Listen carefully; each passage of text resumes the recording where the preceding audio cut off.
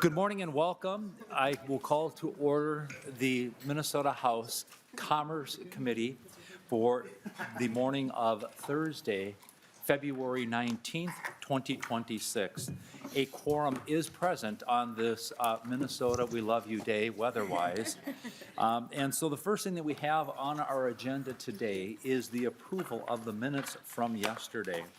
And Representative Buck, as a new member and as your first meeting with the committee, have you had a chance to review the minutes, and would you be willing to move those for us this morning? Sure, I did actually read them last night, so look at that. How did we do? You did okay. You did okay. For being state, you guys did all right. I move to approve the minutes from Tuesday's meeting. February 18th. February 18th, then you know what day. Very good. Did like a pro. Good job. All those in favor of adopting the minutes from February 18th as moved by Representative Buck and presented to the committee signify by saying aye. Aye. Those opposed, the motion prevails. The first bill that we are going to have on the agenda, because of weather, we're kind of bouncing around a little bit. We'll get everybody in here. We have not yet closed the cabin door, so we are still in good shape. What we're going to do is we're going to do House File 3389, and I will move that before the committee. It will be laid over, and this is a bill relating to insurance continuing education here in the state of Minnesota. I know with that very big introduction of that Representative Davids is now fully tuned in to this particular bill. So with that, I'm going to pass the gavel to Vice Chair Perryman, and I will move to the testifiers table to move from here. But again, House File 3389 is before the committee. Representative Perryman.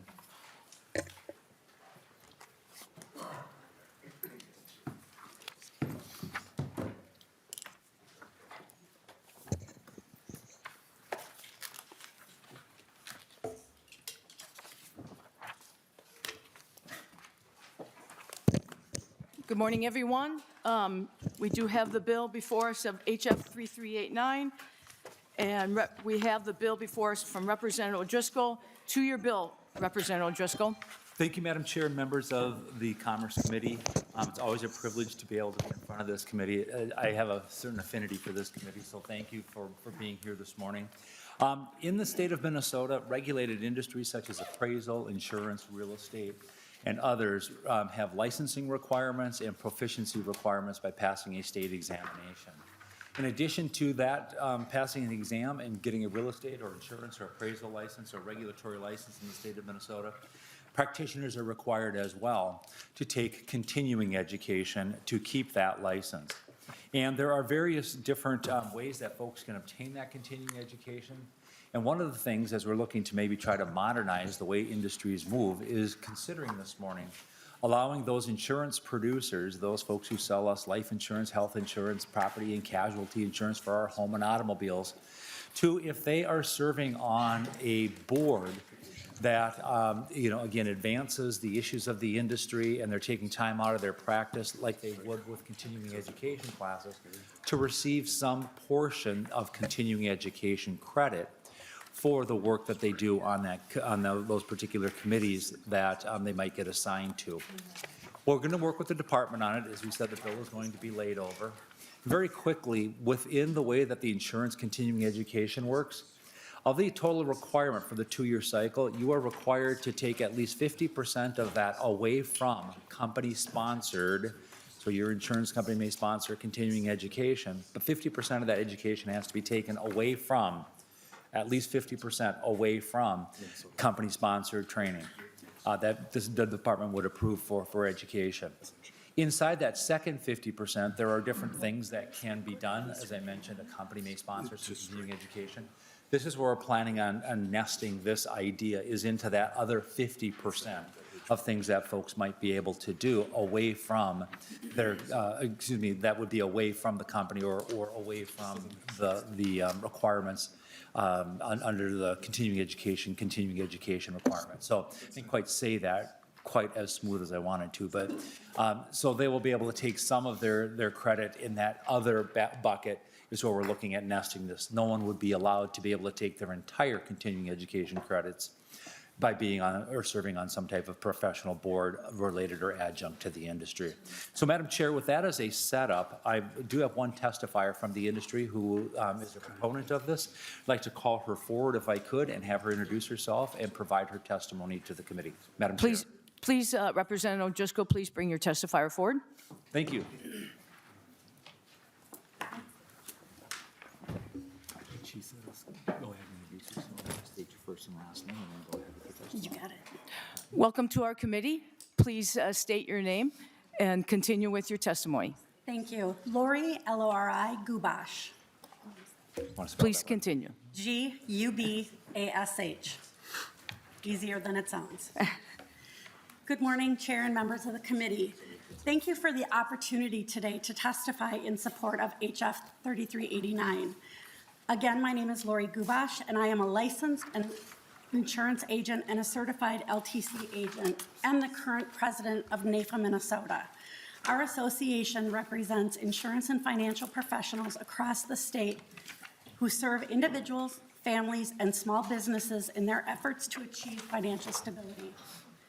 NAFA Minnesota strongly supports HF 3389 because it recognizes the real and meaningful education that occurs when insurance professionals actively participate in professional associations. As an insurance professional, I can attest that serving on association boards and committees requires significant time studying regulatory changes, ethical responsibilities, product developments, and consumer protection standards. These roles are not ceremonial. They involve substantial work that directly improves our ability to serve Minnesota consumers responsibly and competently. Professional associations like NAFA Minnesota play a critical role in promoting ethical conduct and accountability, educating members on regulatory changes and compliance, sharing best practices that protect consumers, and developing industry leaders committed to professionalism. HF 3389 appropriately limits this credit to 4 hours per licensing period and requires verification and oversight, ensuring the integrity of Minnesota's continuing education system remains strong. Importantly, the bill preserves the separate ethics education requirement. This legislation will ultimately benefit consumers. Better educated, more engaged insurance professionals are better equipped to help Minnesotans make informed decisions about insurance and risk management. By encouraging professional engagement, HF 3389 strengthens both the insurance profession and consumer protection in Minnesota. On behalf of NAFA Minnesota and the clients we serve, I respectfully urge you to support HF 3389. And then in your packets, you should have letters of support from the other 3 insurance associations that we have in our group. Thank you for your consideration. Thank you. Are there any other public who wishes to testify? Any else in the public that would like to testify? Thank you. Thank you for your testimony. And we'll proceed then to the members' questions. Do we have any members with questions? Representative Dossett. Thank you, Madam Chair. Representative Driscoll, can you explain the process of what you do to vet these courses to make sure that, or what the process looks like to vet these courses? Just give a brief description of that. Sure. Representative Driscoll. Thank you, Madam Chair. Representative Dotseth. What happens is the Department of Commerce has an application process, and so this would be identified as to where this meeting took place, what was the subject matter in this meeting, how often did you attend the meetings, what was your role in those meetings, and the like. And we wanted to get this bill before the committee, and the folks who are the advocates for this particular legislation are working for the department. I do not believe the department's going to testify in it. They remain neutral right now, but do want to work outside of the committee with the stakeholders on this to try to come to a more formalized process and agreement on it. So the department is not opposed to it from what I'm hearing, although they can certainly and should speak for themselves. Thank you. Thank you, Representative Driscoll. Any other members that would like to speak? Seeing none, no further discussion. Madam Chair. Excuse me? Very quickly, and I will use this as my closing comment. This bill will be laid over to see if there are any issues between the department and the advocates on this. And if necessary, we'll bring back an amendment to clean up that language in an attempt to be able to accomplish what the bill's spirit and intent is. Thank you, Representative Driscoll. And with that, Representative Driscoll renews his motion that House File 3389 be laid over for possible inclusion. All those in favor, please say aye. Aye. Oh, sorry. I guess we're not doing that. Sorry about that. I'm rusty at this still. It's still So preseason. it'll be laid over. Gavel. Thank you. You're welcome.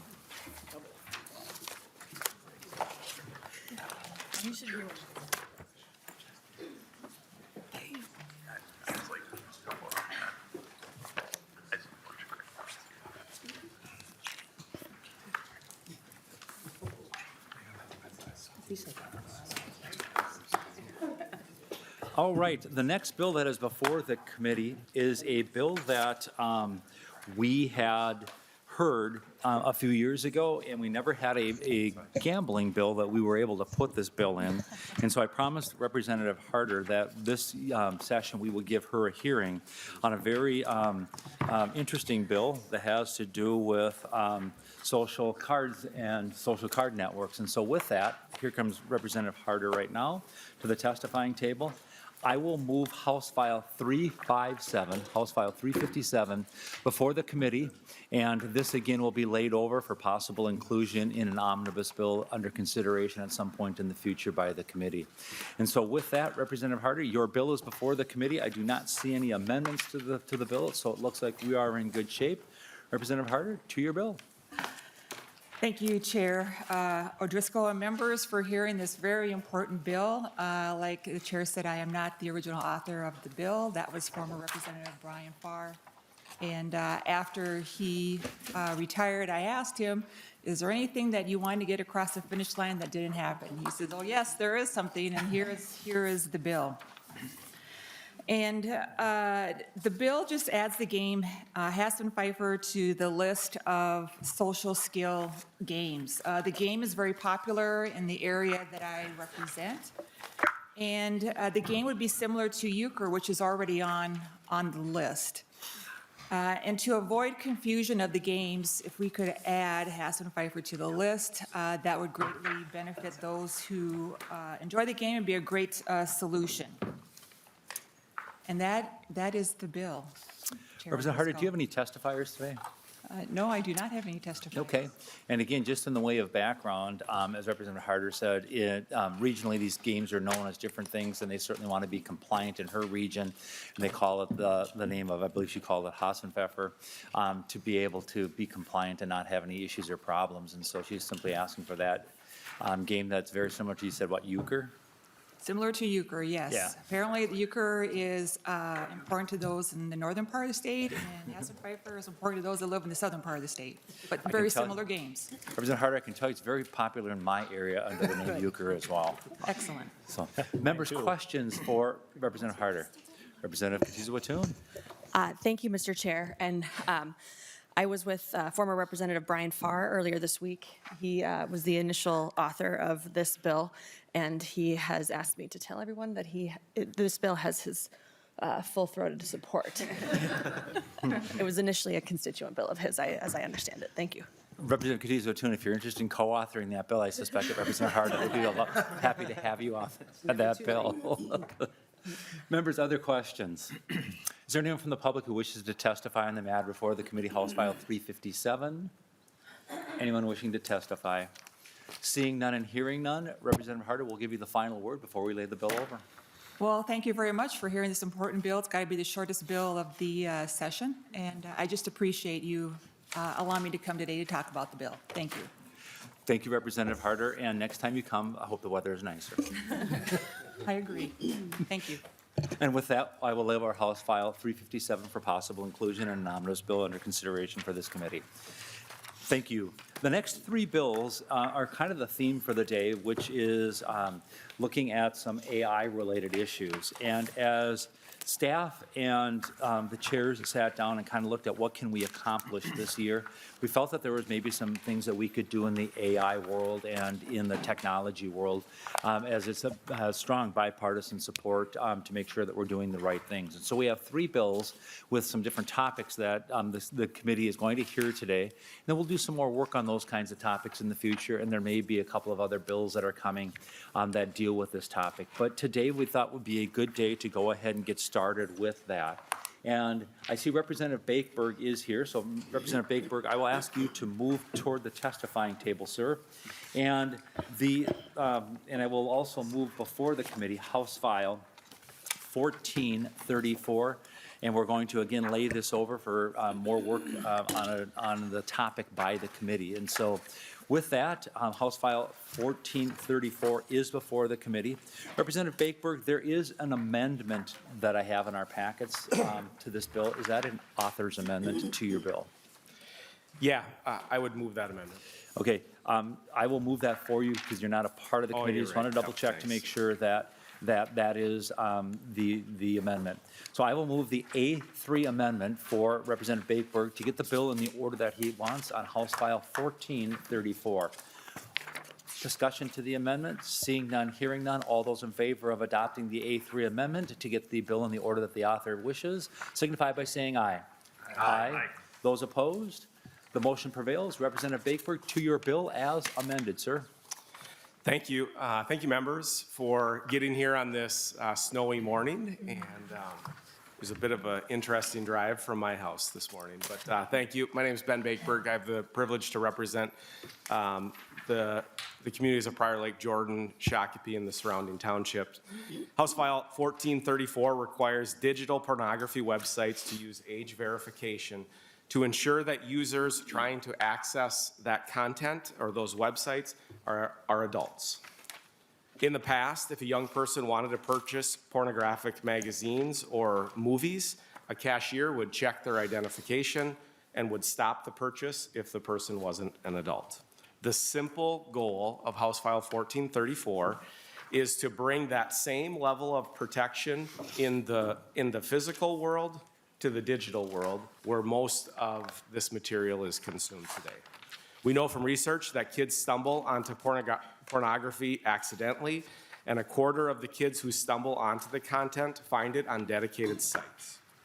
Legislative action is needed to protect kids because without the statutory requirement and protections, the websites are not regulating themselves. Today, you'll hear about age verification, how it works, and how laws similar to House File 1434 have passed in 25 other states, and how the Supreme Court recently affirmed our role as the state legislature to be able to regulate this issue. Thank you to each of the members. If any of you have further questions, I'm happy to answer them, but thank you to each of the members and the stakeholders that have reached out to offer your feedback and your perspective on this bill. We have and will continue to work together to get the right language to balance the data privacy pieces that are critically important while reaching the goal of protecting kids. Again, the bottom line goal of this bill is to protect children. It's important to ensure that the data collected by the entity conducting the age verification is deleted after the check, and with my author's amendment, cannot be sold to a third party. The data also cannot be transferred except as required to comply with the law. A survey just last week by Common Sense Media found that 84%, let that sink in, 84% of adults believe that adult or pornography websites should require age verification to make sure that it's only adults accessing those sites. This bill is a positive step in the right direction to provide guardrails to protect children. And I've been encouraged by the good bipartisan work both here in the House and in the Senate. With that, I'd love to move to testifiers. Thank you, Representative Bakeberg, and I believe the first testifier that you have is Rebecca Delahunt. Is that correct? Yes, thank you. Welcome, yes, welcome to the committee. State your name for the record and proceed with your testimony. Thank you. Thank you, Chair O'Driscoll, Chair Cagle, and members. My name is Rebecca Delahunt, and I work as Director of Public Policy with Minnesota Family Council. Rep. Bakeberg talked about how there was age-gating protections of physical copies of pornography in the past, and this age-gating protection unfortunately did not carry over into the digital world where most porn is consumed today. Now the content is hosted and spread online, and user data of the adult or child user is the transaction of the porn company. In the age of digital porn, unintentional exposure to this content is a common occurrence, as I'm sure we are all aware. A demographically representative survey of 13 to 17-year-olds conducted by Common Sense Media found that 58% of teens in the U.S. have accidentally seen porn. For those who report accidentally seeing this, the source of exposure is broad. 25% report that they accidentally clicked on a link, and 18% reported accidentally seeing this on social media. The average age of first exposure is 12 years old, and 73% of teens 17 years old and younger report consuming porn. Although academic research on teenage exposure to this is limited, with ethical concerns, understandably, negative impacts from teenage exposure have been measured. Youth are exposed to sexual violence on this content, and increased sexual aggression risk due to exposure has been measured, along with increased depression and anxiety, particularly for adolescent girls. This product was initially not designed for youth or kids, but the industry has not self-regulated to ensure that minors are not their customers online. Without statutory protection for youth, the industry is not held accountable in Minnesota for consumer protection. Consumer protection of kids cannot be disregarded in the online marketplace. House File 1434 would require dedicated digital porn websites to obtain age verification before granting access to the site. If passed, the language of the bill would require compliance from dedicated sites. Unfortunately, the bill would not protect kids from all digital porn, as the content exists on various platforms. This legislation is not a silver bullet solution. Yes, there should be legal protection for kids from all of this content. However, considering that our state does not protect kids from dedicated sites in 2026, we think this is a step in the right direction that the legislature can take in a bipartisan manner. Rep. Bakeberg talked about a survey released last week, February 9th, which found that 84% of nearly 1,100 U.S. adults believe that porn websites should require age verification. The companion bill, SF 2105, has split authorship across party lines, and the House bill could also have that same bipartisan support to reflect what 84% of U.S. adults think about this issue. Half the states in the country have passed laws which require porn companies to age-gate users. The California Assembly in 2024 passed a bill unanimously, which included language to require age verification of digital porn sites. And members of the EU and UK also require age verification for this content.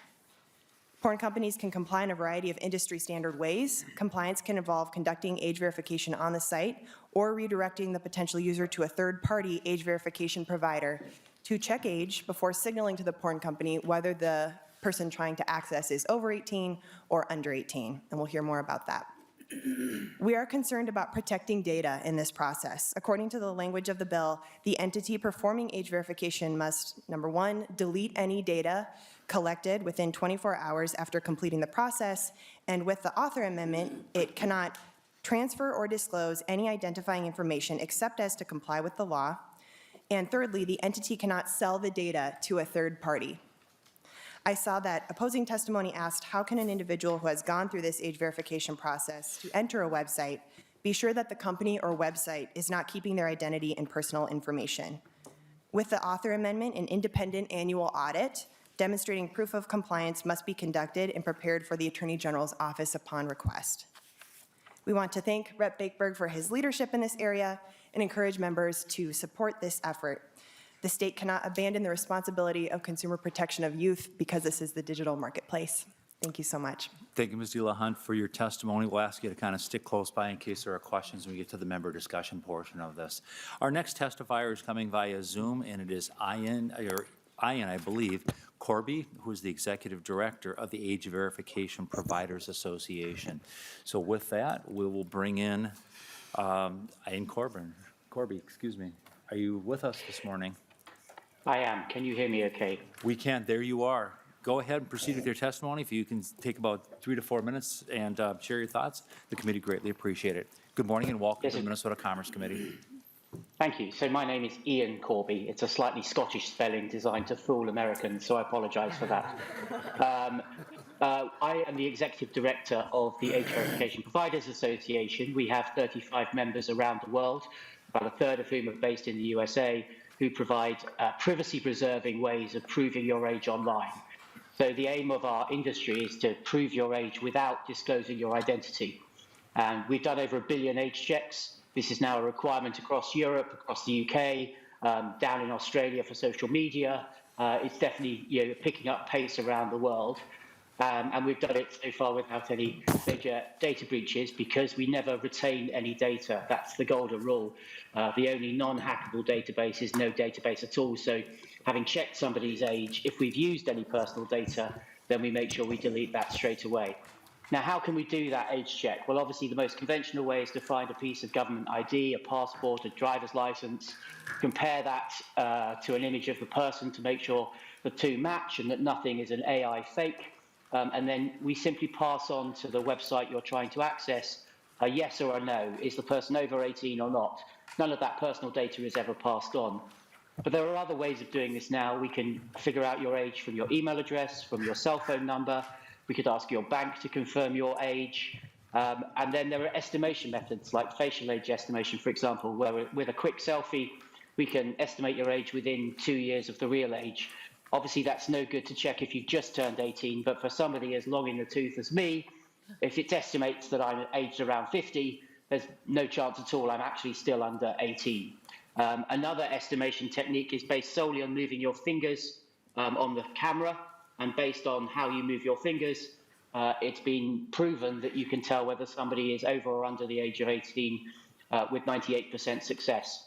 We did a major trial funded by the Australian government last year on the efficacy of age assurance technology, and their main conclusion was that age assurance can be done, and this allowed them to bring in a minimum age for social media of 16.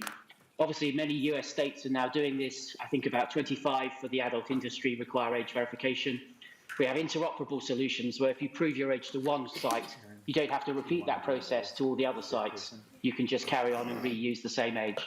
I'll pause there and be very happy to take any questions at the end of your discussion points. Thanks, Mr. Corby. Apparently, you have hit a chord with some of our members. I have 3 members who would like to ask you questions. We'll start with Representative Cha. Representative Cha. Did you have a question? I did not, sorry. Okay.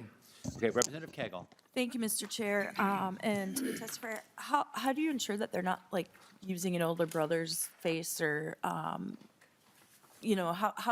do you guard that the person that you're verifying is the person using the website? Mr. Corby. Yeah, thank you. That's a very good question. So I should say that very little technology could ever prevent conspiracy. So in the same way as an older brother could go into a liquor store and buy liquor for a child, it's always possible to have somebody to conspire with you. But we can do some things to prevent that or make it harder. So, for example, instead of just doing one check at one time and then making that a pass for life, we might ask you to do another check a week later or 3 weeks later, and this time your big brother might not be available for you to use their face. And there are also ways that the platforms can be checking the usage and the behavior patterns of the user to flag users who might still be underage, even if they've somehow proven that they are.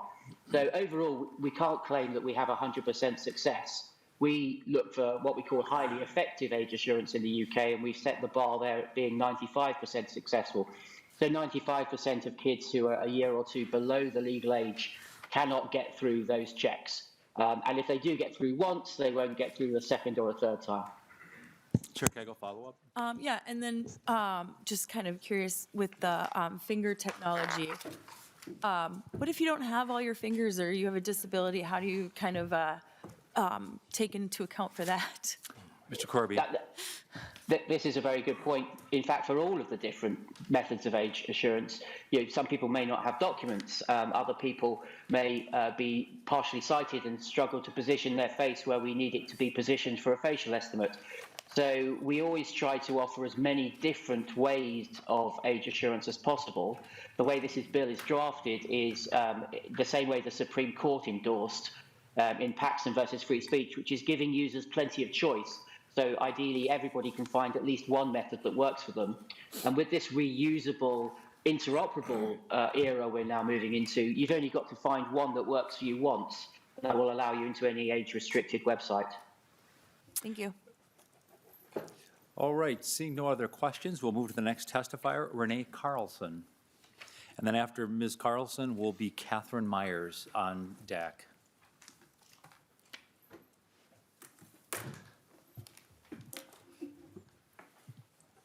Good morning, Ms. Carlson, and welcome to the committee. Ask you to state your name for the record and proceed with your testimony.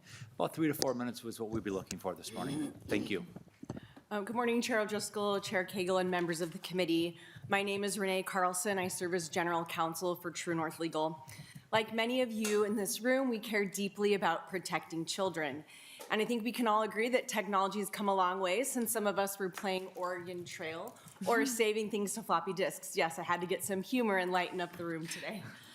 Children and teens can now carry around in their pockets via devices the internet. They carry them around with smartphones and other things all of the time. They have access to an entire tech universe at the palm of their hands any hour of the day.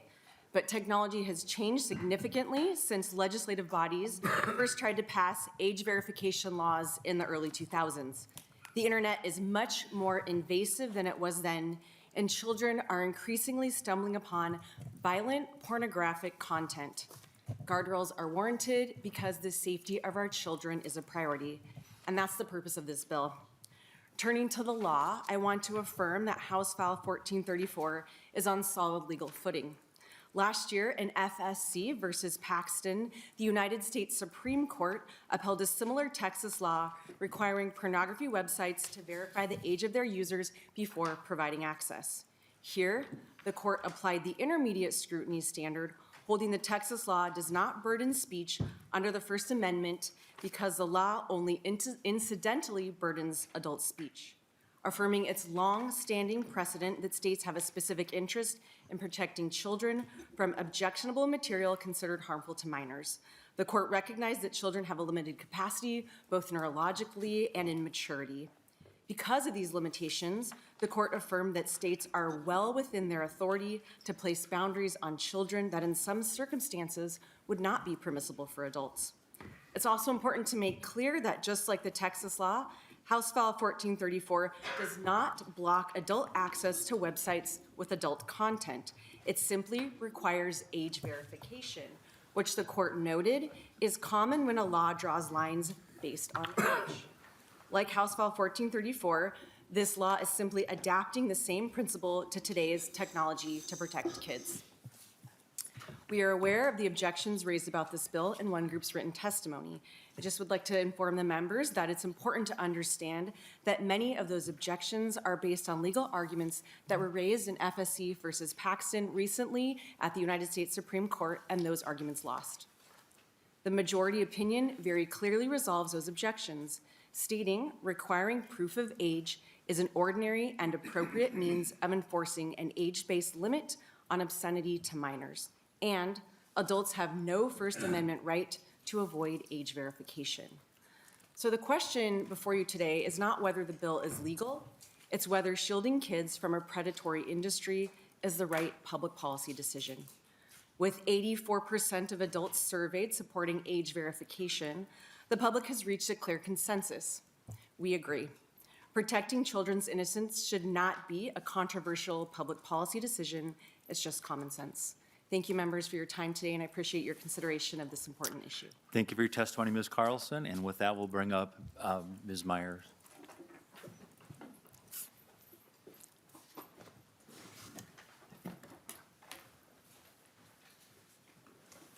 Good morning, Ms. Myers, and welcome to the committee. If you'll state your name for the record and proceed with your testimony. Again, about 3 to 4 minutes time frame, if you would.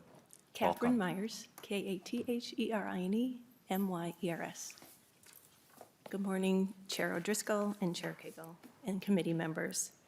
Before I address the issue at hand, I would like to share my deepest sympathies for the loss of your colleague, Representative Melissa Hortman. Minnesota grieves with you.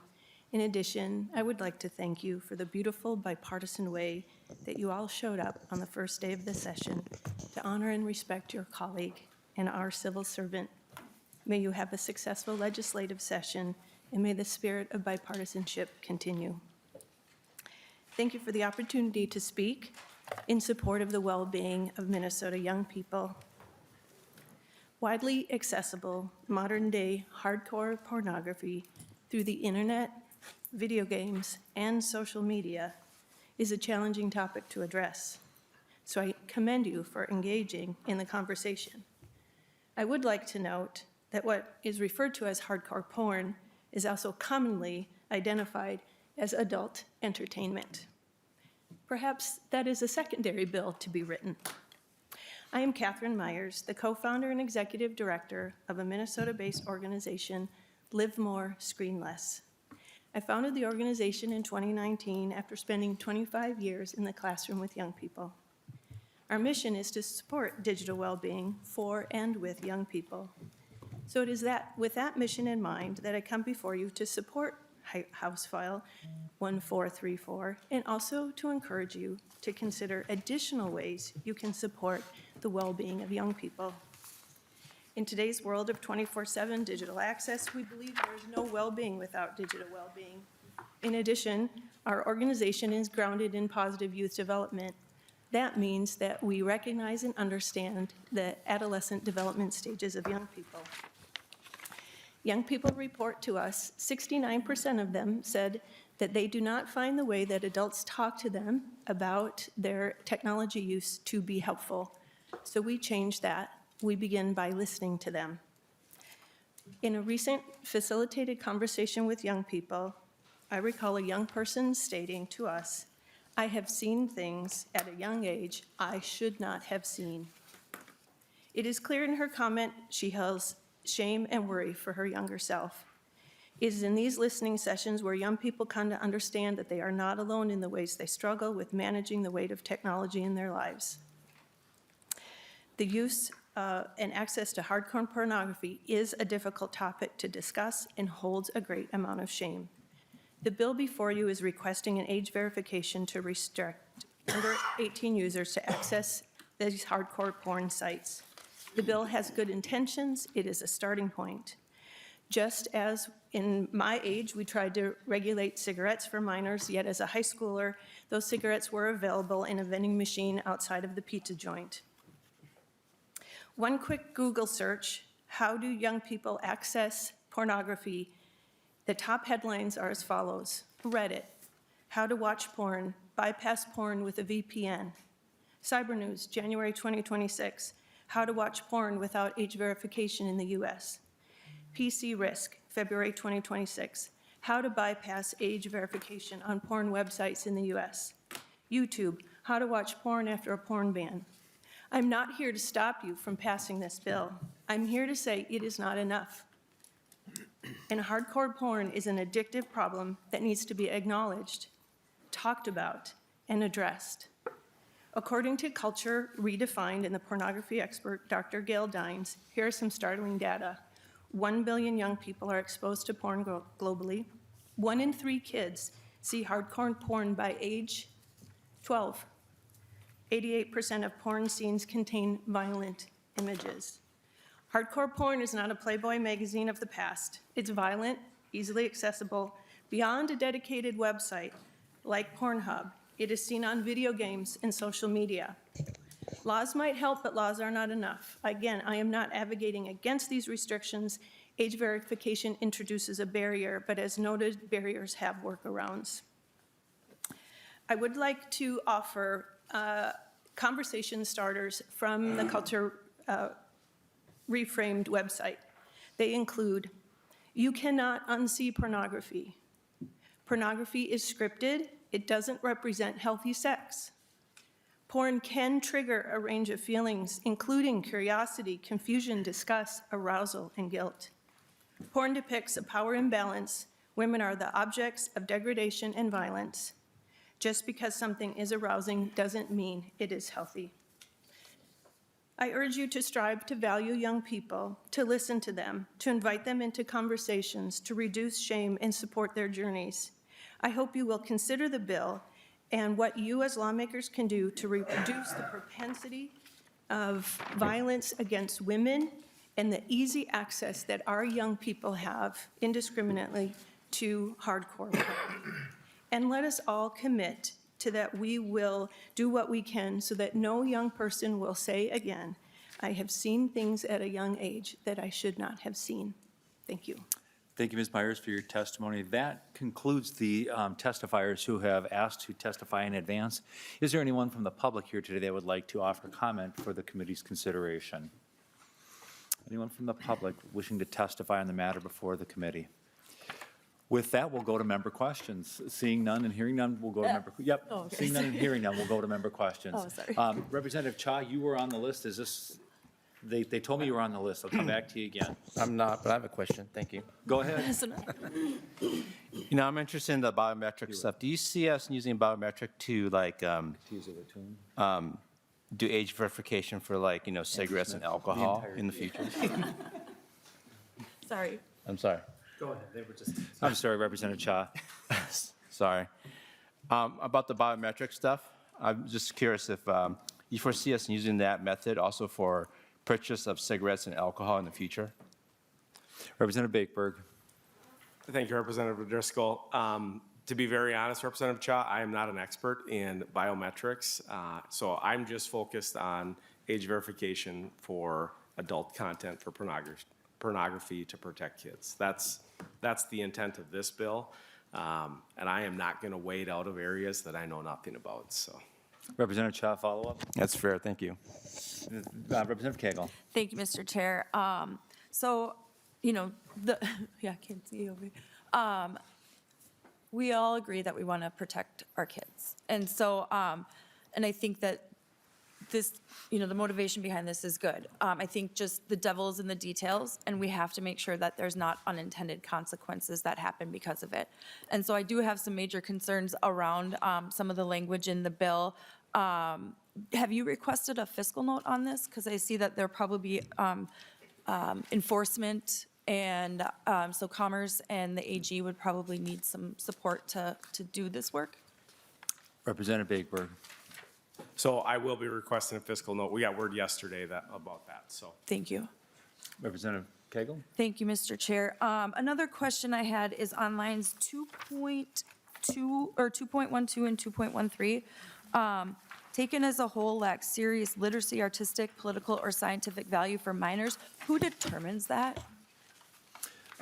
Representative Cagle, procedurally, is that in the bill or is that in the amendment that you were referencing? Well, the bill 2.2 and then the amendment Okay. didn't change that language. Representative Bakeberg. I couldn't hear you, Representative Cagle. Could you repeat? Representative Oh, Cagle. sure. So line 2.12, where it says taken as a whole lacks serious literacy, artistic, political, or scientific value for minors. Who determines that? Representative Bakeberg.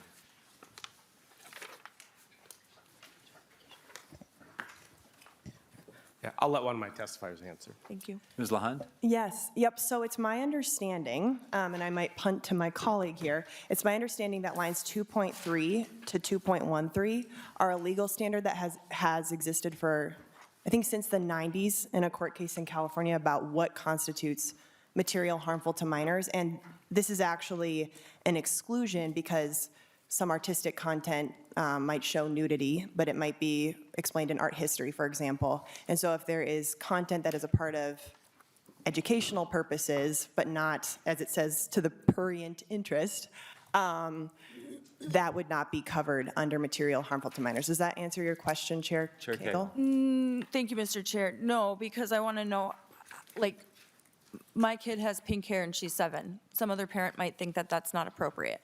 And so, like, how are we measuring the values and who determines if a piece, I mean, like, look at some of the artworks from, ancient Rome, and they went through and put up little leaves on all of the nude parts. And so, like, who is determining that, and how do we set some sort of base level moral code when we have such differing opinions on what might be art or what might be, political speech? I just think that that's really can open us up to a lot of arguments, I guess, value-based things, and I'm just wondering if it's the role of government to determine what this is. I'm sorry, if that makes more Chair sense. Kegel, is that more of a comment, or Well, I'm not sure who? I'm just trying to figure out how it would actually, like, work in reality. How do they determine these things? Who is the moral judge of them, and is that something that everybody could agree Well, to? Chair Kegel, I don't know that we're necessarily going to be able to resolve that Right. particular issue this morning in the committee. However, we do plan to lay this bill over, and Right. there is opportunity for us to continue to work on this or other topics around that as we look to craft a bill to see if we can help with that. Thank you.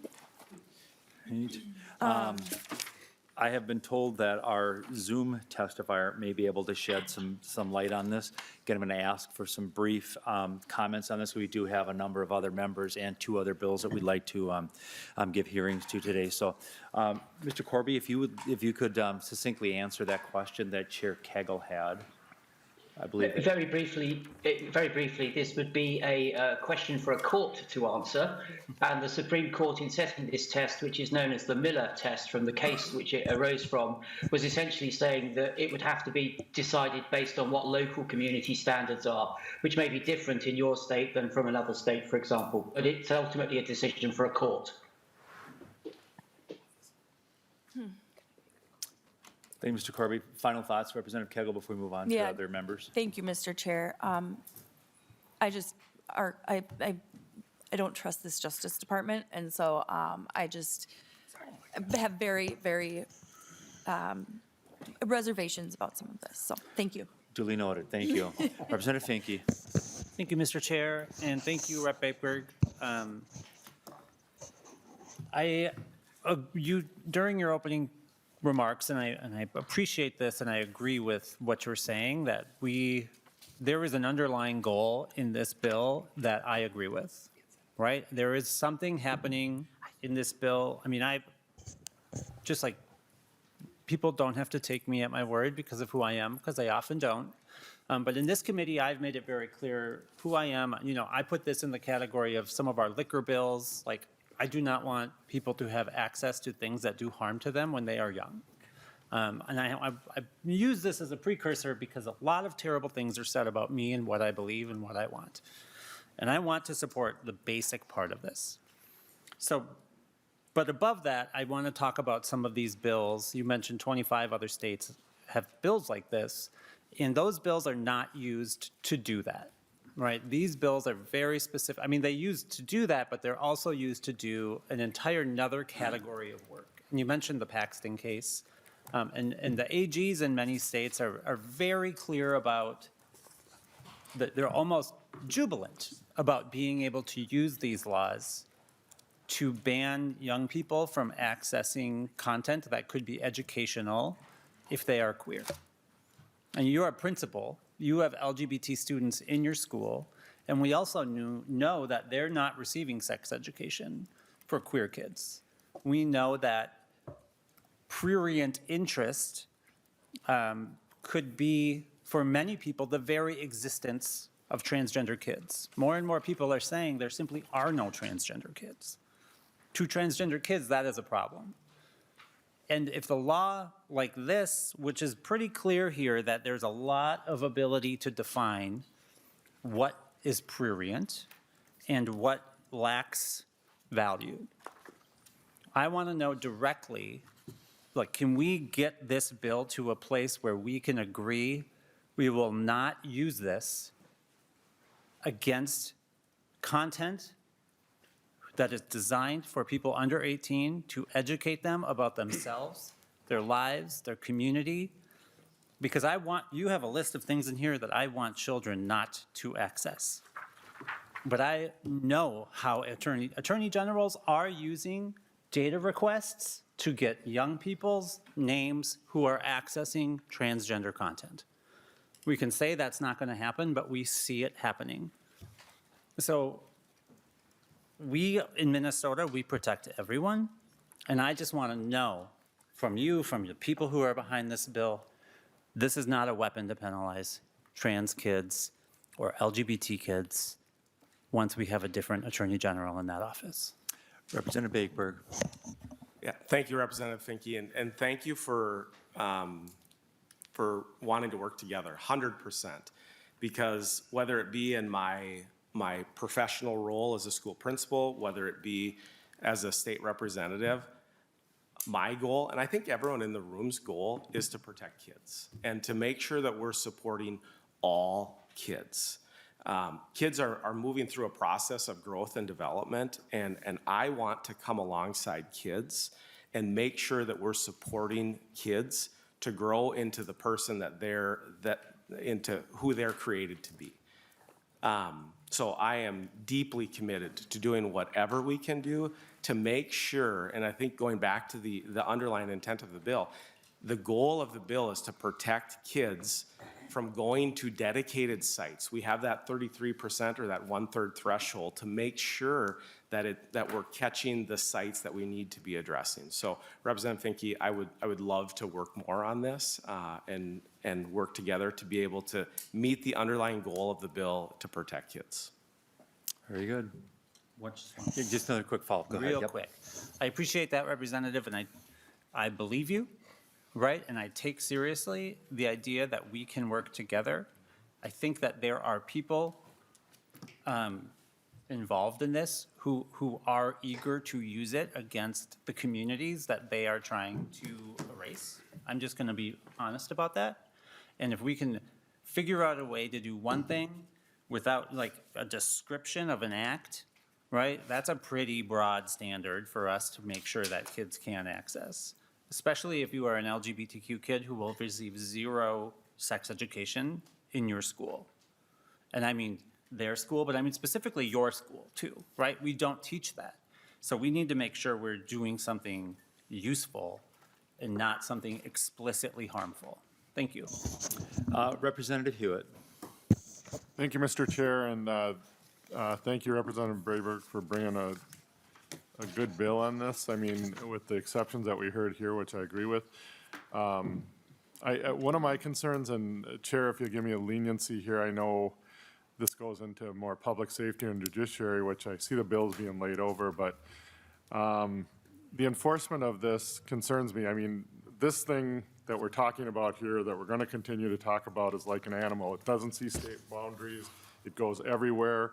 If Wisconsin doesn't pass this law, it pretty much doesn't do much for my area of the state because kids will still be able to get on this. So that's one of my concerns about how are we going to enforce this? I mean, are we going to have people watching these sites? What are we going to do? And then on top of that, if we do have a bad player in this space, like a corporate person, I mean, they could be an offshore company, God knows, because the internet is so broad. And then the last point, and I'll be done after that, is bad players. Now, I see you addressed parent or legal guardian in the bill on 3.19, but we know that it goes beyond parent and guardians. When someone's grooming a kid or something like that, I think that they also, I mean, they're acting bad already, but it seems like, did we reach to that level of where you want to see some of this go for opening up a site like this or giving access to a minor with this stuff? So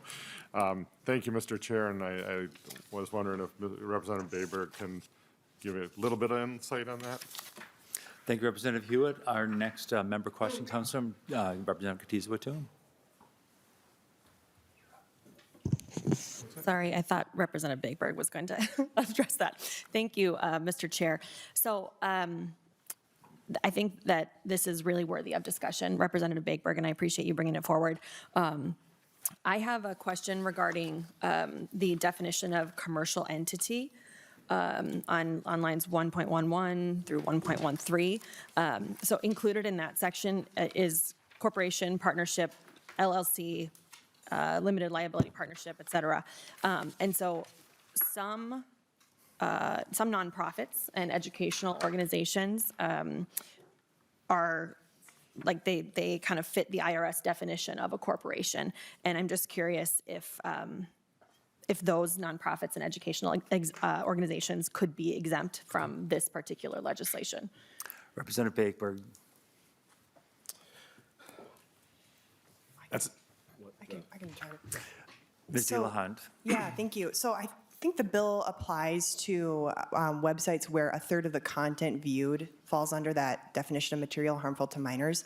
So I'm very much envisioning that the websites that this would apply to are dedicated websites to pornography and not, if that's not the sole purpose of the site where people are going and viewing that content regularly, I don't think they would fall under the scope.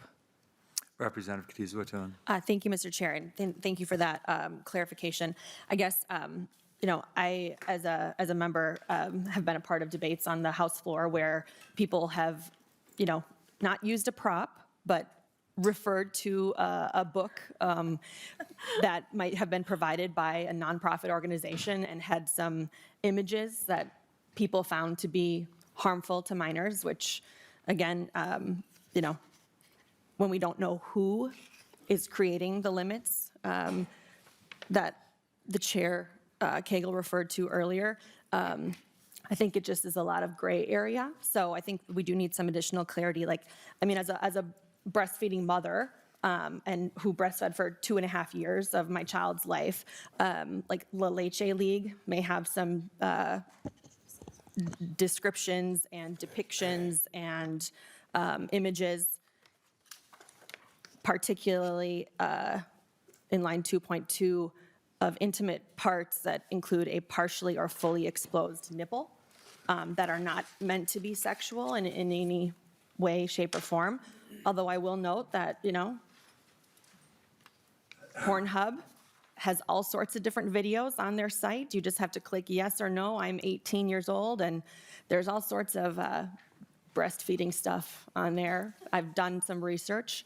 And I think it is important, particularly when we consider we want our kids to be safe. This bill may prohibit them from seeing some of that information, but I think that we also have to have some other conversations on whether or not this kind of bill goes far enough, because we look at sex trafficking, we look at some of the young people, not just young women, who are used in these videos. And when we have, one of our Republican colleagues in the other body who is arrested for pedophilia, I think that, we as a body have a lot of work to do. So yeah, I'd be happy to kind of work with you on some of that. But I think a potential exclusion, particularly for those nonprofits or educational organizations, even though they may not qualify based on the 1/3 content, I think a specific exclusion might be helpful. Also, I'm not noting any inclusion of social media in the limitations as well. And I know, there's so much content on social media, but I'm wondering if we may want to include some sort of, some sort of language that would require social media companies to take down that sort of graphic video, because we know that they're not always being proactive in protecting kids in a variety of ways. So appreciate the work on this. Thank you. And very, very quickly, because we are running out of time, and there are 2 other bills that folks would like to have a hearing on today. I guess I didn't anticipate that there was going to be this many questions when we were talking about trying to size up what the issues and questions are for the author to try to collectively as a team get to an end game. Representative Bakeberg. So I'll give you a couple moments here, and then we're going to go to our final member question. Thank you, Representative Katiza-Watun. Good questions. That's one of the reasons we went from the 25% threshold to a third threshold, actually for the example that you gave specifically around a breastfeeding mother. So we can have further conversations about that, but good points. And Representative Smith. Thank you, Chair. Thank you, Representative Bakeberg. I'll echo what a lot have said, which is I think the intent behind this to protect children from this material we all agree with. I do think this bill as it currently is both too broad and not specific enough on the regulation side. So 2 examples of questions I want to ask you, and then I have a follow-up question. On page 3 of the bill, there's 2 mechanisms of enforcement I want to ask about. The first is, and this comes from the amendment that you filed today, specifically says in the amendment that the company has to delete the name of the individual or the identity to protect that information, and then it also requires an audit to be done of those commercial entities. So what information is going to be in that audit to make sure these people are complying? Just number of times they deleted someone's name? I mean, I'm confused what's going to be in that audit to make sure that they are complying if there's, not identities or information that could lead to identities. Representative Bakeberg. I would ask my testifier online to address it. He's an expert in that area. Mr. Corby, is that who you're referring to? Yes, Mr. Corby, if you could, he apparently is no longer available via Zoom. We can maybe take that offline, but I mean, the one specific question. Can I do a follow-up there, Chair? Yes. One other specific question on the enforcement side of things. This is in 3.14. So a person who accesses this section may report the violation to the Attorney General. Upon receipt of the report made under this paragraph, the Attorney General must investigate. That's line 3.15. And you do have an addition in your amendment, but it still says must investigate. On my colleagues' questions previously, in our current climate, we know that groups will use things like this to weaponize action, where they could disagree with a certain sex education curriculum and spam the Attorney General with requests about this. And in this, in the wording currently, I don't see the Attorney General's office having the ability to say, this is, okay material. We're not going to investigate every single time someone reports this. Can you talk maybe about someone trying to go outside of your intent and weaponize this bill and how to prevent that? Representative Bakeberg. Thank you. I'll be quick. Just a reminder, this is about violent pornographic materials. So, and the Attorney General's office has discretion on whether or not they're going to investigate. They must investigate it, and they look into it, and then they determine it is not a violent pornographic, situation. So then that would be the extent of their investigation. The next line talks about that they may investigate. The intent of that is if there's a news article or something comes out and the Attorney General's office wants to investigate something, so they see something, so they have the latitude to investigate as well. Representative Smith? You said 2 questions, then a final follow-up, so I'm assuming this is your final follow-up. Okay, I'll do a final follow-up. I think there's some more conversation. I don't see violent in the bill specified as specifically as maybe your intent specifies. I just think that's a discussion we can have.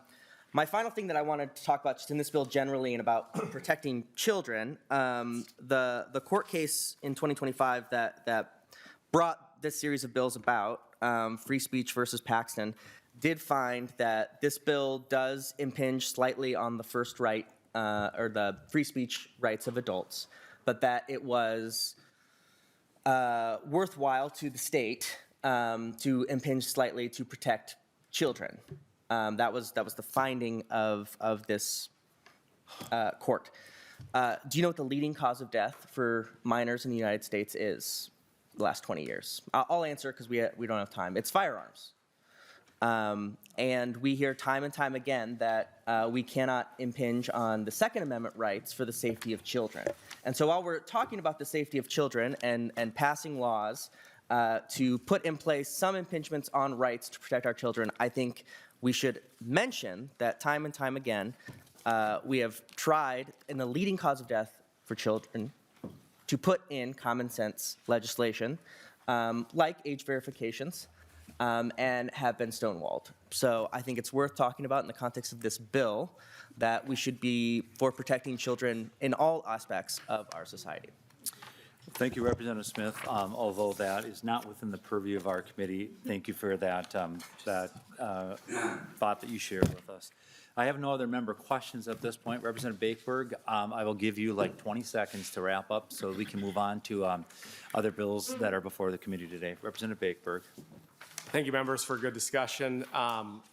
I look at this as an educator and as a dad, and I've seen the damaging effect that pornography has on kids and the adult content has on kids. And the simple goal of this bill is to provide the exact same protections for kids in the digital world that we've had in place in the physical world. That's the goal, and I look forward to working with anyone that wants to work on it moving forward. Thank you. And with that, thank you to the members and to Representative Bakeberg and his testifiers. I will again lay over House File 1434 for future work and possible inclusion. The next bill that we are going to take is House File 2500, and Representative Falconer, you are on the committee, and you are also the bill's chief author. We have 4 testifiers, and as we are getting ready to have Representative Falconer go to the testifying table, I'd ask that you go ahead and also bring your testifiers forward, and I will move House File 2500 before the committee. And Representative Falconer, there's also a DE1 amendment in here. I'm assuming that DE1, by its nature, is an author's amendment. Am I correct on that? Yes, thank you, Chair. Yep, and as a member of the committee, you certainly can move your DE1 amendment for consideration. Yeah, thank you. I move the DE1 amendment. Representative Falconer moves the DE1 amendment to House File 2500 to get the bill in the shape that the author wishes. All those in favor signify by saying aye. Aye. Those opposed, the motion prevails. Representative, you are teed up and ready to go here on House File 2500. All right, thank you, Chair. Realizing time, I'll try to keep this quick. Thank you for taking time with your gavel also to hear this bill. I really do appreciate it. This bill came to me when UHG, which is the largest nation's largest health insurance provider, was rocked by revelations, investigations, and lawsuits alleging that their AI software program, NH-Predict, was knowingly and errantly denying claims for physician-ordered care. Plaintiffs alleged their AI tool had a 90% error rate, and that United Health continued to use it, knowing it was deeply flawed, and even pressured employees to continue using it regardless. United Health continued, I will state that their lawyers deny this claim. It is moving through the courts. A federal judge allowed the lawsuit to proceed in 2025. The lawsuit claims United Health used their AI to create a monetary windfall by denying care, knowing that only a minuscule percentage, which is roughly 2% of patients, would actually appeal. During that same time, for those that don't know, I coach during 2 seasons in schools in my district. During one afternoon's practice, a student was visibly struggling, so I went up to check on her. She was pale, disoriented, and clearly needed to stop. She described how normally her insulin pump would keep her blood sugar regulated so she could attend and participate almost as if normal. But her insurance company denied paying for her pump's timely refill. And however, she, as almost any high school athlete I know, decided, I'm just going to gut it out, see what happens, and learn the hard way after a hospital visit that wasn't the best idea. Though, of course, none of this fault should be laid at the feet of a child. UHG had put in place a system that systematically denied physician-ordered care with the benefit of padding their $22 million in profits that year, and potentially cost one of my athletes their life, but certainly did cost them an unnecessary and avoidable hospital visit. Is AI inherently bad? Well, of course not. I mean, but a computer program, just like a corporation, is a creation of humankind. The legal code baked into a corporation is to maximize profit for shareholders' benefit. That's their literal legal reason to exist. AI, also a human creation, is a software code designed to do the bidding of its creators.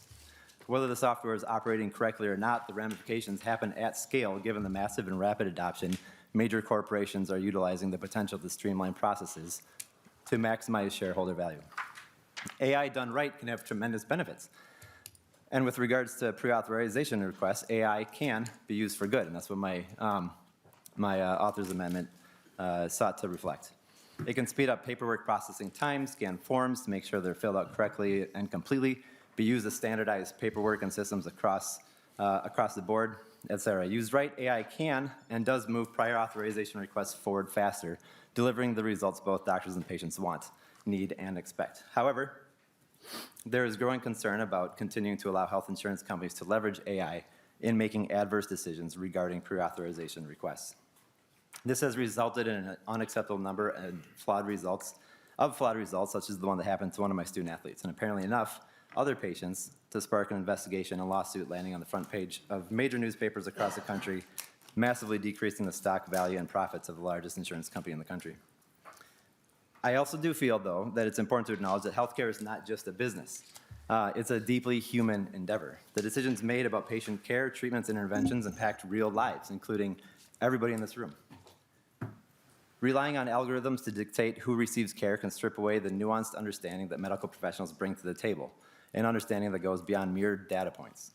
AI systems, no matter how advanced, lack the empathy, compassion, and real-world experience that are fundamental to effective and personalized healthcare. Moreover, the use of AI in pre-authorization processes runs the risk of perpetuating existing biases and inequalities.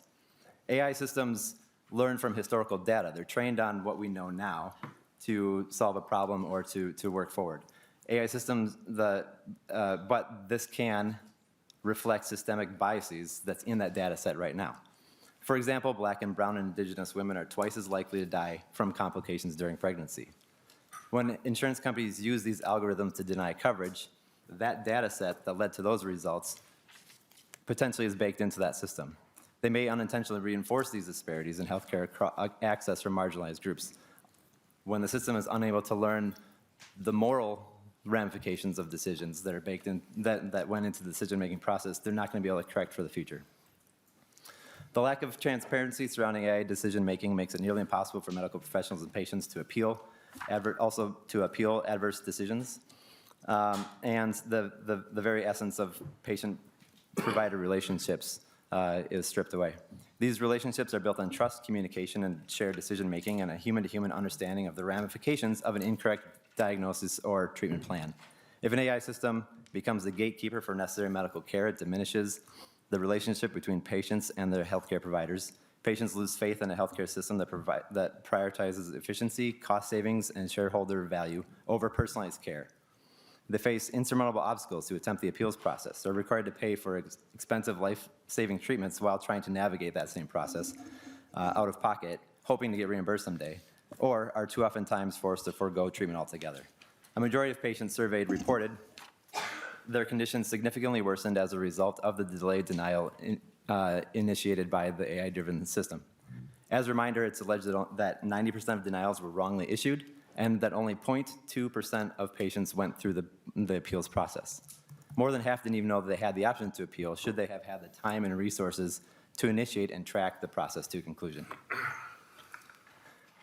In conclusion, a software program built to maximize profit by denying physician-ordered care is immoral, unethical, demonstrably results in worsening patient care outcomes, erodes trust in what should be an inherently human system, has led to death, forced early discharges, perpetuates systemic biases, shifts undue burden onto patients and providers, increasing their real-world expense, making their lives, in turn, and businesses more unaffordable. But here's the good news. It's at least relatively easy to solve. We can and should disallow computers from overriding medical professionals. We can and should return to a human-centric system of evaluating these potential denials and working to find a solution that works for both the patient and provider. I think the pre-authorization system could use quite a bit of reform. I feel like this is just a small angle of it, but a good step forward. And so with that, I will end my remarks, allow testifiers to come up, and we'll stand for any questions. Thank you, Representative Falconer. And the first testifier we have is Dr. Krishan Sabanam, if I'm not mistaken, from the Hennepin County Chief Medical Officer with Hennepin Health. Welcome to the committee. If you'll state your name for the record, and I apologize for my pronunciation of your name if I butchered it. No, thank you, Mr. Chair and committee members. Good morning. My name is Dr. Krishnan Subramanian. I'm a pediatrician at Hennepin Healthcare and the Chief Medical Officer at Hennepin Health, which is the state's only county-owned managed care organization. I represent a county and an organization that ensures that 35,000 incredible neighbors and some of the most vulnerable neighbors have access to health care and health coverage. We have no commercial component. We pay for medical care with Medicaid dollars. Recently, I cared for a young man with a rare illness. The medication he needed that had been shown to work had an extraordinarily high cost. As someone unable to work, he did not have private health care insurance. Covering that treatment came at a real cost to taxpayers. These are not decisions that should be taken lightly. But in this case, our request followed state guidelines. It was approved. The treatment worked, and it provided life-saving treatment. If AI can facilitate and expedite approval of care for folks, great. However, we do find it troubling if AI algorithms are being used to deny care. When taxpayer dollars are funding care and complex clinical decisions are being reviewed, that sacred relationship between providers and patients deserves a meaningful review, one that considers the full clinical picture, the lived experience of the patient, and importantly, the consequences of getting it wrong. When human lives are at stake, humans need to be involved. That is why we support the requirement of a human being be involved in any denial of care. We support HF 2500 and today's amendment to ensure that when care is questioned, it is done with a real human impact fully understood. Thank you, Mr. Chair. Thank you for your testimony, Doctor. And with that, we'll bring up Chad Fawning as our next testifier. And then following Mr. Fawning will be Ann New Brindley. Who? Who's that? An Ann New Brindley is on deck. Welcome, Mr. Fawning, to the committee. If you'll state your name for the record and proceed with your testimony. Thank you, Chair and members. My name is Chad Fanning with the Minnesota Medical Association. The MMA is the largest professional association advocating for doctors in Minnesota, representing over 10,000 physicians across the state. I am here to testify in strong support of House File 2500 as amended. We have worked a lot on prior auth reform over the years, most recently advancing legislation in 2024. Most of that law went into effect earlier this year, but one thing that was not addressed previously was the use of AI in prior auth. It is our position that if there is an adverse determination, that decision should be made by a reviewing health provider of a same or similar specialty, not a computer denying or delaying care based on an algorithm. We have extensive data showing that prior auth is a top cause of frustration by both patients and providers. About 70% of patients say that prior authorization is burdensome, with the majority saying that it is the top barrier to receiving care. For our members, according to national data, 94% of physicians reported that prior auth requirements delay access to necessary care, with 82% indicating that delays lead to patients abandoning recommended treatments altogether because there are simply too many hoops to jump through just to get their prescribed treatment. Nearly 1 in 4 physicians report that prior auth has led to a serious adverse event for a patient, including hospitalization, permanent impairment, or even death. These are serious decisions that need to be made by a trained healthcare provider, not a computer. I appreciate the opportunity to testify on this issue. The state's physician community strongly supports this bill. However, we would suggest one change. The bill currently lives in Minnesota Statute 62A, regulating the use of prior authorization. We would suggest at a future date, shifting that language and duplicating it in 62M so it applies to all utilization review. Nonetheless, this bill is a great step forward. It will help patients get the care that they need and ensure that doctors are doing what they do best, that is treating patients. Thank you for the opportunity to testify. Happy to answer any questions. Thank you for your testimony this morning, sir. We'll have you stand by in case there are questions. And then our next testifier is again Ann New Brindley, followed by Dan Andreessen. Good morning, Ms. New Brindley. If you'll state your name for the record and proceed with your testimony. Why do I know that name? It's a mystery. Okay. I know you're all just have missed me desperately. Thank you, Mr. Chair and members. My name is Ann New Brindley, and I represent the Minnesota Business Partnership. We are an organization of business leaders from across the state whose companies employ more than 500,000 Minnesotans. MBP is committed to a strong economy, affordable health care, and access to high-quality, evidence-based care for all Minnesotans. We appreciate the author's DE amendment, limiting the prohibition of the use of algorithms and AI to apply only to adverse adverse determinations and delaying the implementation represents significant change from the original proposal and addresses several concerns. We share the goal of ensuring that prior authorization denials are fair, clinically appropriate, and involve meaningful human judgment. At the same time, we oppose barriers to innovation that can improve health outcomes and reduce costs. Even as amended, the prohibition on algorithm or AI use in adverse determinations raises concerns. And most importantly, there is no clarity on what it means to use algorithms and AI. In practice, these tools are often used to support human reviewers. They are used to apply clinical guidelines consistently, identify missing information, and streamline those reviews. They are not used to replace clinical judgment, but even the new language may prevent this beneficial use of those tools.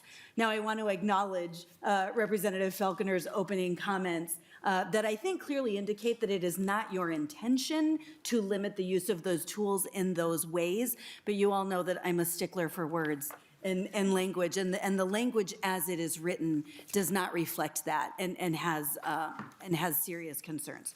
So we do appreciate the changes made through the DE amendment.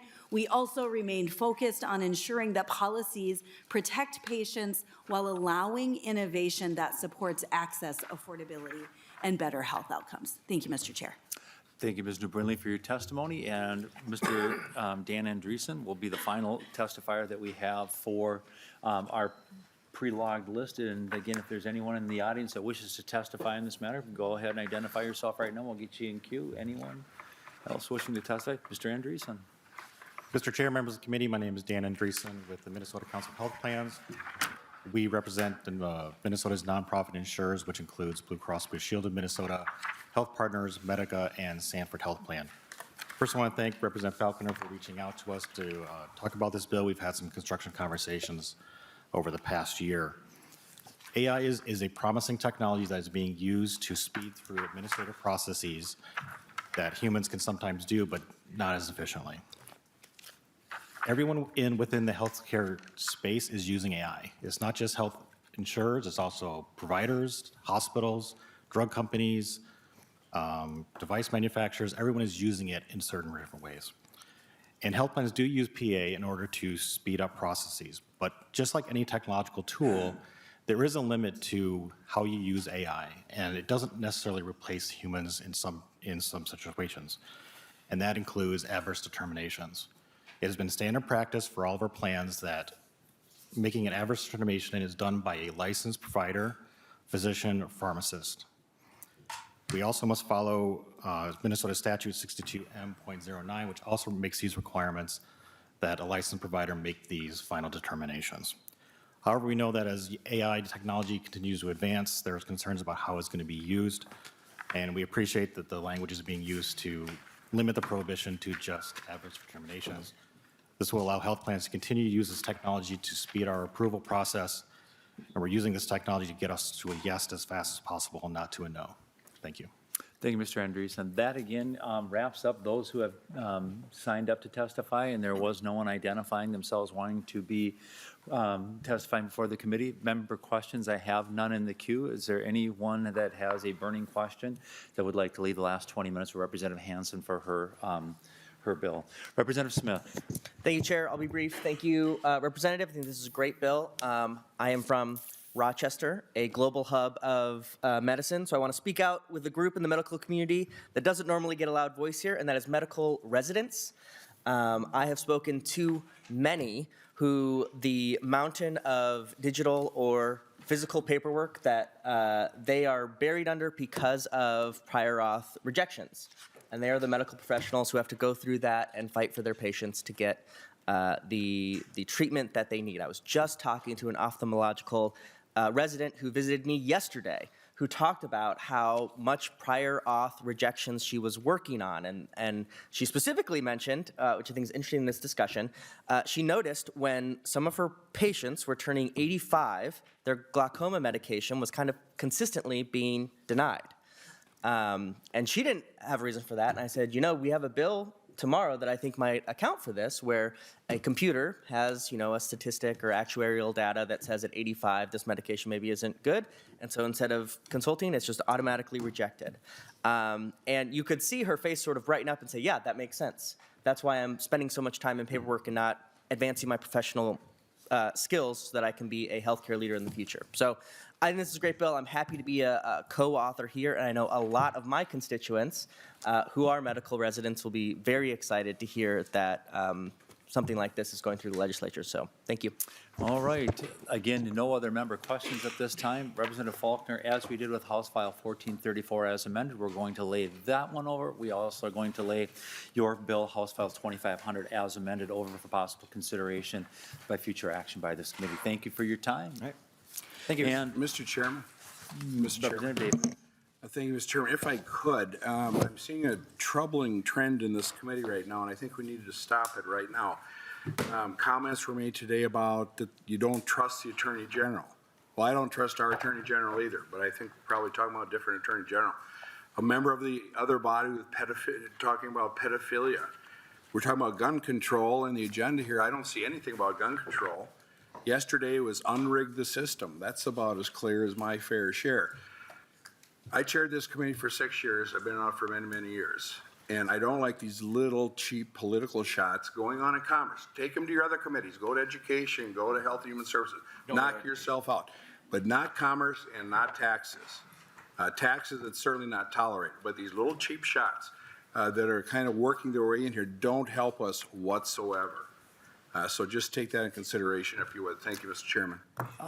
Representative Davids, I'm not going to specifically comment on it, but I would ask members to, again, just temper your comments and your thoughts to take into consideration what might be otherwise considered power words.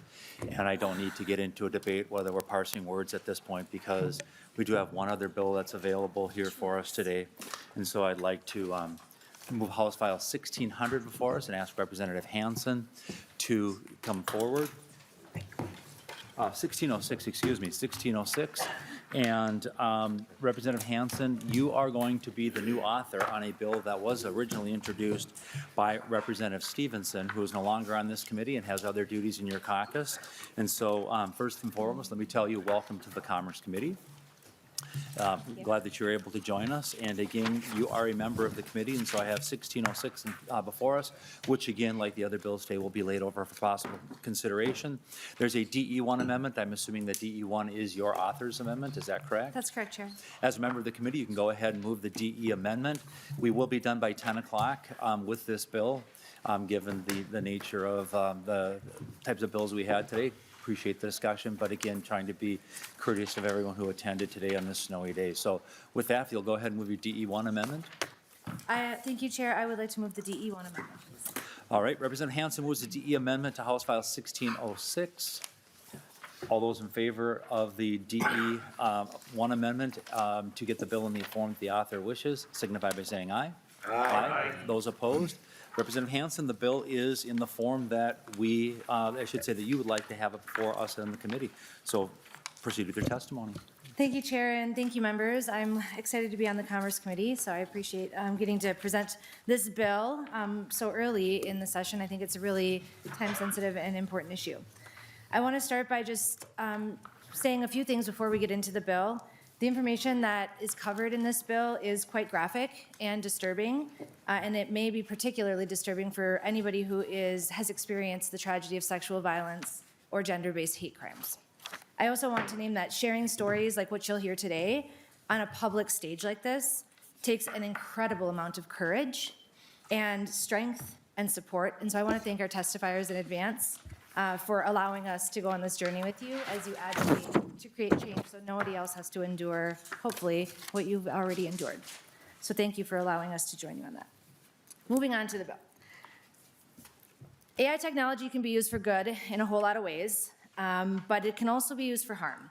And governing bodies around the world have really failed to adequately regulate a lot of aspects of AI, especially in a timely manner as they evolve. So I'm really glad that we're taking this step because it's always a good time to do the right thing. House File 1606 is a bill that defines nudified content, and it requires that nudifying features on apps, platforms, and websites be turned off in Minnesota. It also prohibits the advertisement and promotion of platforms with a nudifying option on social media or other websites. And lastly, the bill establishes civil penalties. So what do these apps do? Nudifying is a word a lot of people have not heard before.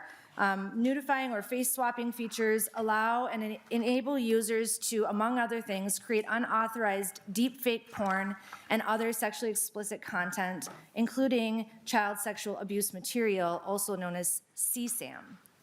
By simply clicking on a nudify feature embedded in a platform and after uploading a non-explicit image of any person at any time to the platform, this feature then allows anybody to generate an image that can portray a person as nude or in other sexual positions or ways. So why are we so concerned about this? If it's not obvious, the victim pool here is continuously expanding, and so does the advancement of this technology. Your packets contain 2 reports from an organization called IWF. IWF's internationally recognized work focuses on stopping child sexual abuse online.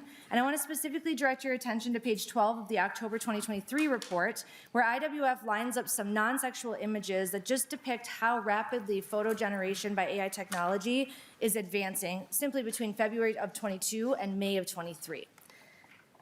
Here we are 3 years later, and the videos and images generated are even more realistic than ever before, and they can be really difficult to clock. Many people cannot tell the difference at all. I think we've all had a parent or grandparent that looked at an image that was AI, and we had to point that out to them. The technology advancement is not the only rapid escalation that we're seeing. The violent nature of the materials created using this technology and the predators' responses to them are also escalating. We know that these features can be turned off or removed because many companies who are in control of high-quality AI generative technology have already restricted this feature from their platforms. Reputable companies like Meta, ChatGPT, Adobe, Canva, and other popular platforms will not nudify an image upon request. Those features are not available. If you ask them to, they'll say, I can't do that. What else can I help you with? So why do we need to take action now? Nudified AI-generated content today is the worst it's ever been, meaning it's only going to get more and more pervasive and realistic with each passing day. The misuse of this technology has harmed too many people. It's empowered and enabled pedophiles and sexual predators to increasingly profit while causing more and more harm around the globe, particularly to children. These apps are readily available in nearly every app store, and we should not leave a dangerous tool like this to be available to be weaponized by more and more predators, nor should we leave this accessible to kids. We are already arriving too late to this work, folks, so we can't really afford to wait any longer. Representative Hanson, please pardon the interruption, but we have 12 minutes left and 4 testifiers. I'm sorry, the committee was very engaged in other bills, and I do want to make sure that we get a chance to hear from your testifiers today. My apologies from the committee. I'll just skip over, the nudified AI-generated content today is something that I really think should keep us all up at night. I'm a survivor of this. There are images of me as a child on the internet that I have no idea where they end up. It's terrifying. I got into politics not knowing what that was going to look like either. And I think that's the reality for a lot of people. And we have to do something about this. So I'll skip over a lot of my other comments here. And I can turn it over to my testifiers now, if that's okay, Chair. Thank you. Again, my apologies, and I'm sorry to hear that you are a victim of this as well. With that, our first testifier is Molly Kelly. If Molly Kelly could come forward. And then we're going to have Molly Kelly followed by Jessica Gustolisi. Very good.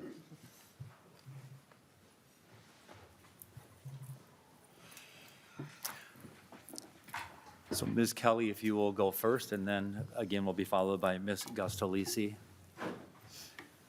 Good morning and welcome to the committee. And again, sorry to hear about your involvement in this, and the committee certainly is interested in preventing this from happening to other individuals. So thank you for being here with us today. You're welcome. Members of the committee, my name is Molly Kelly. I'm from Otsego, Minnesota. I thank you and Representative Boehner and Hanson for having me here to talk today about HF 1606. The man who targeted me and us was my husband's best friend of 20 years. I could spend the few minutes I have describing the significant physical, mental toll, but it's not how I want to use my time today. In one sentence, I was 6 months pregnant. My doctors were extremely worried, as was I. I stopped going to work in person, very paranoid that this pornography, that it was extremely realistic. Where did it go, and where is it? And I spent my maternity leave finding the guts to publicly speak for the Take It Down Act at the request of Senators Cruz and Klobuchar. I want to use my time today to talk about your kids and my kids, your grandkids, and the illusion of choice. When I realized this technology was being weaponized, I made the choice to delete nearly every trace of my kids from the internet. I did not announce my pregnancy or birth of my son online. But personal choice is an illusion. You can delete your apps, you can monitor your kids, but you cannot delete the phone in another person's hand. Because we have no expectation of privacy in public, any child on any playground can be turned into a target in seconds. Individual caution is no match for the automated engine of abuse. Deepfakes weaponize our very likeness and rob us of reality. This technology requires machine learning that is trained on actual abuse of real women and real children. It learns to match the face of your child onto the body of an exploited child. Every generated image is built using a library of real exploitation that incentivizes the continued abuse to improve the machine. Because this technology is overwhelmingly used on women and children, it creates a systemic barrier for us. It forces us to manage the fallout of intimate acts that never actually happened. For children, these images create a permanent record of humiliation, turning their own faces into weapons while still in grade school. Allowing apps to hide behind the lazy assertion of the First Amendment is a moral surrender. The software is the predator that weaponizes impulsivity. A 12-year-old can snap a photo of a classmate and create a deep fake pornographic image in the time it takes to walk between classes. No guardrails, no stopgaps. In contrast, this same 4-year-old is wildly unlikely to take the time, effort, and money to develop the skill necessary to do this using a tool that exists like Photoshop. I want to protect these impulsive kids also. And I want to target the actual program, which is the problem, which is the tool itself, and this bill does that. Courts have held that computer code is speech. And it also has a dual nature. Computer code is a language and considered expressive content-based speech, but it's also a content-neutral functional tool. We regulate the code and the parts of code used to hack bank accounts. We can regulate the undressing function of the code while leaving the artistic renderings alone. In other words, we can disable the weapon without stopping the artist. Is technology an amazing tool, or is it a destruction of our own making? The answer is yes. I read recently that kids have stopped dancing at school dances in music clubs because they fear being filmed and mocked and made into a meme. I am raising my sons in a world where I fear their likeness is going to be used in unspeakable abuse before they can read. By supporting HB 1606, we have a chance right now to be the heroes of their story. We can give them back the freedom to dance. We can't give them back the freedom to dance without recorded embarrassment, but we can prevent permanent harm of seeing themselves in a pornographic image. And if the government doesn't have a compelling interest in protecting the faces of our kids, I'm not sure what we're doing. Thank you. Thank you for your testimony. We'll now move to Ms. Gustolisi, and then followed by Ms. Gustolisi will be Ms. Hurley with her testimony, and then Sandy Johnson will be after that. Is there anyone wishing to testify that's not on the list? If you are, catch one of the pages and we'll try to work you in here this morning. Ms. Gustolisi, welcome to the committee, and again, I'm sorry for your involvement and being a victim in this today as well. Thank you for your courage to be here. Thank you. Thank you, and good afternoon. I want to thank Representative Bonner, Representative Hanson, and members of the committee for the opportunity to speak today. My name Ms. is Gustafson, Jessica. if you just state your name for the record, Yep, I'm sorry. my name is Jessica Gustafson. I'm a Minnesota you. resident for over 25 years. I am here today to share my direct experience as a victim of deepfake and face swap technology and to strongly urge your support for this bill. This bill offers a vital step in protecting Minnesotans from the devastating consequences of this technology, and the penalties will directly fund support for services for victims. It ensures that the harm caused by these platforms can eventually be used to help survivors like myself and the strong women next to me and the 80 other women in my case find a path forward towards recovery, and I implore your support for its swift passage. In June 2024, I was made aware that a former roommate of my now husband and I, and someone I considered a close friend, someone I trusted for over 20 years, used a family photo from my private Facebook account to create multiple pornographic videos and images. Not just one, but multiple, and not just of me, but of over 80 other women, some of whom my brave friends are still working to identify today. I cannot overstate the harm this technology has caused. I was afraid to leave my house for weeks. I suffered and still suffer trying to understand who to trust. When I go out with my husband for dinner, I look around and wonder who knows that I am one of them. And for me, this damage extends beyond persistent anxiety and feelings of re-victimization. Because these images now live on the internet forever, my career is in jeopardy.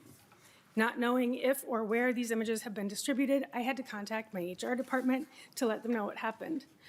Every single time I apply for a job, I will have to disclose this experience because I don't know where these images are. Additionally, like many of you, I cannot simply delete my image from the internet. I am a public face of the company that I work for. I am published in articles, webinars, blog posts, and I have speaking engagements. Because my image is publicly available through my professional roles, it continues to be easily accessible for this kind of malicious use. This highlights a critical point that Molly mentioned, that anyone with any online presence, whether personal or professional, is a potential target.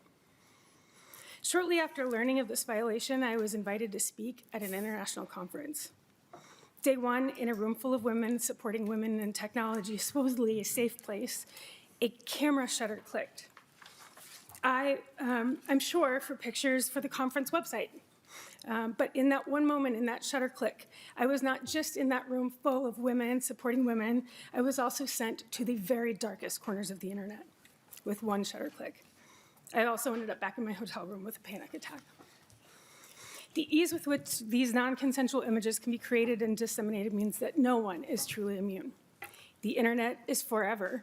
The damage done is irreversible. Therefore, I respectfully urge each of you to vote for this bill, and by passing it, you will send a clear message that Minnesota values the safety and dignity of its citizens in the face of this emerging threat. Thank you for your time and consideration. Thank you for your testimony. And Ms. Hurley, will come to you, and then Sandy Johnson, if you would like to make your way up as well. Good morning. Good morning, welcome. If you'll go ahead and state your name for the record. And again, I'm sorry that you are also a victim involved in something that's of you're not your own making. Really quick, Chair, Sandy is going to send you the committee written testimony so that our testifiers. I'm sorry, you got to be a little closer for everybody to hear you. I'm Sandy's sorry, going to send the committee written testimony, so you can take her off the list. She's going to leave her time for these folks. Okay, okay. My name is Megan Hurley. I'm here today to share my experience as a victim of deepfake and face swap technology. Like just said, in June of 2024, I learned a man I'd known for over 20 years and once considered a dear friend had used a picture from my private Facebook page and a paid website to make hyper-realistic nude images and pornographic videos of me and around 80, 85 other women, most of whom call Minnesota home. I cannot overstate the irreversible harm and damage this has done to me and these other Minnesotans. Personally speaking, it broke me open to be violated in this way. I missed 2 months of work, depleted my savings, and went into debt trying to recover and help identify and notify the other women who were pictured. In truth, I did not feel ready to return to work. I've been a massage therapist for over 23 years, a profession that is unfortunately already sexualized. In an attempt to ID these other women, we utilized a reverse image search tool we were told the police often use. Often, a professional headshot on a business or a conference website was returned. I fear someone could consume this pornography of me, same reverse image, look me up, and find my work website, make an appointment, get naked, and re-victimize me. My workplace has made great efforts at cost to them to make me feel safe at work. Out in the world and online, I no longer feel secure. I have been humiliated.